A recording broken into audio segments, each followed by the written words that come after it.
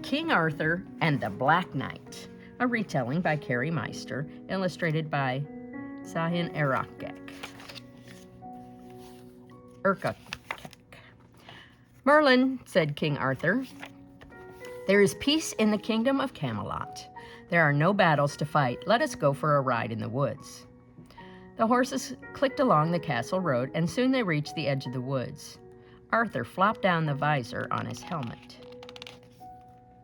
Let's race, said Arthur. First man to reach the oak tree wins. King Arthur was fit and strong, and he was fast on his horse. But Merlin always won. He used magic to win. One day, however, the race took a different turn. In the middle of the path stood a knight dressed in black. Turn back or fight, said the Black Knight. Arthur didn't like a fight for no reason. But the Black Knight wouldn't move. He didn't know it was King Arthur under the visor. If you insist, said Arthur.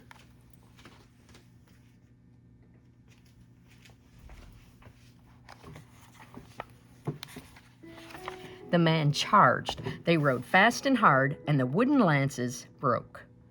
The men got off their horses, they drew their swords, and the Black Knight was bigger than Arthur and very strong, and Arthur was quick with his feet and fast with his sword.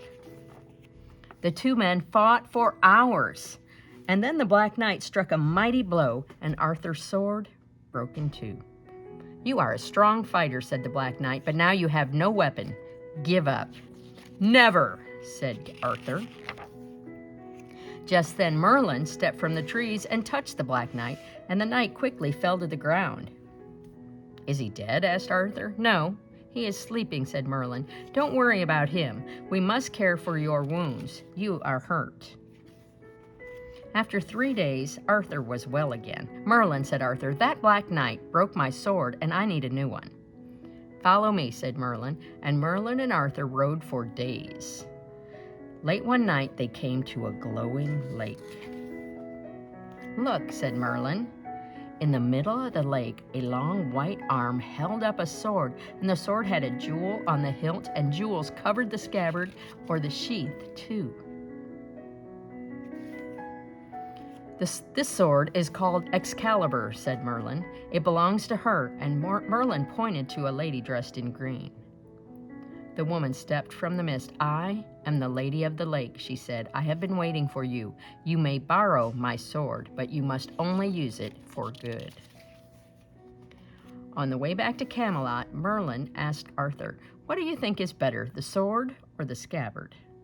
The sword, said Arthur. The sword is very fine, said Merlin, but the scabbard is magical, and as long as you wear the scabbard, you will not lose a drop of blood. Soon Merlin and Arthur were back at the oak tree, and once again the Black Knight stood in the middle of the path. You are back, he said, ready to fight again? If you insist, said Arthur, and the men's swords clinked and clashed, and the Black Knight was stronger than ever. The battle went on and on. Blood dripped from the Black Knight, but Arthur wore the magical scabbard, and no blood fell from his body. Finally, the Black Knight dropped to the ground. Please, sir, he said, don't kill me. I will let you live, said Arthur, raising his visor, but you must promise to serve my kingdom. King Arthur, said the Black Knight, I didn't know it was you. Thank you for sparing my life. The Black Knight never drew his sword on strangers again, and he served King Arthur for the rest of his life.